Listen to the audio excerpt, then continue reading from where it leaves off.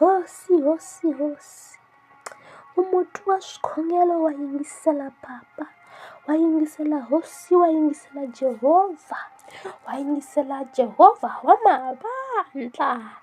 Yesterday namadoshoda, yingisela xikhongelo xa nandza wa wena. Yesterday namadoshoda badende seya dese dere namado. Xikwembu va nyike matimba yantshwa, va nga karhali eka rendzo leri va tekeke ra ku famba va famba na moya lowo kwetsima. Hikuva Xikwembu va ta hleka lavo hleka, va ta hlekula lavo hlekula, kambe hi rihari ya Yesu ha yi khomelela, hi xihambano ha xi khomelela. Hi ri Xikwembu hi khomelela eka wena, hi khomelela eka wena, hi tiyisa eka wena. Adese dara manano sholo daba dende seyate, amadese le dabado shonama, ande se dara balade sheneya. Ni ri matimba ya hina hinkwawo Xikwembu, lava ma pfaleke hansi ka makhuwana, lava ma cheleleke, lava ma boheke kwale va boheke kona.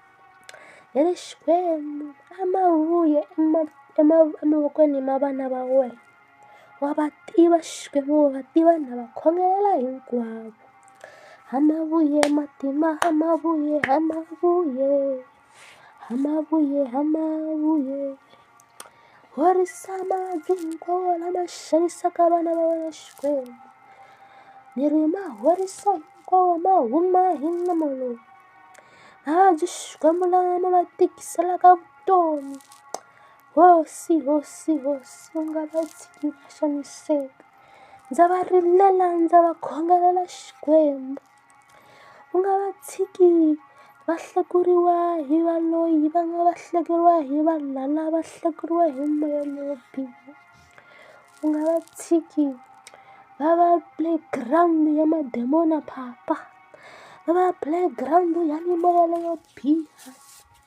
Ni ri vona i vutshamelo bya moya lowo kwetsima, moya lowo kwetsima wu tshama etimbilwini ta vona, wu tshama etimbilwini ta vona, emirini wa vona, emiehleketweni ya vona, siku na nhlikani, awara na awara, timinete na timinete, va tshama va kha va hleketa swa le tilweni, va tshama va karhi va hleketa leswi Xikwembu wu lavaka swona eka vona. Vana va wena Xikwembu va kutsule eka vudyoho lebyi tateke tiko Xikwembu, vudyoho bya ku ka va nga ha ku yingisi Papa.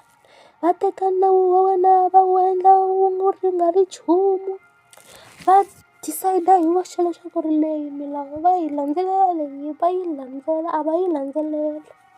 Ni ri Xikwembu mukhuva lowu a wu fe, a wu fe. Va tano hikuva va kala ku twisisa. Ndzi khongelela ku twisisa eka vona, ndzi susa moya wa pride, moya wa ku endla nga ku va tiva hinkwaswo Xikwembu. A va swi tive leswaku ri emahlweni ka wena hi vona vana, hi vona vana, naswona va fanekele ku endla leswi tatana a lavaka swona hinkwaswo va nga kheti. Va pfune Baba, va pfune hosi, va pfune Xikwembu xa tintswalo, va pfune Jehovha, va nyike matimba hinkwawo lama ma lavaka Xikwembu. Hi ku khensa, hi ku rhandza hi vito ra matimba ya Yesu. Xikwembu vutomi bya hina hi byi nyika wena, hi byi veka emavokweni ya wena. Hi yo mhaka loko hi famba hi ta famba hi chuchekile, loko hi tlela hi ta tlela hi chuchekile, hi nga chavi nchumu hikuva u na hina. Ha khensa hosi, ha ku rhandza Xikwembu, ha ku rhandza hosi ya matilo, hosi ya misava hinkwayo. Amen, amen, amen, amen, amen.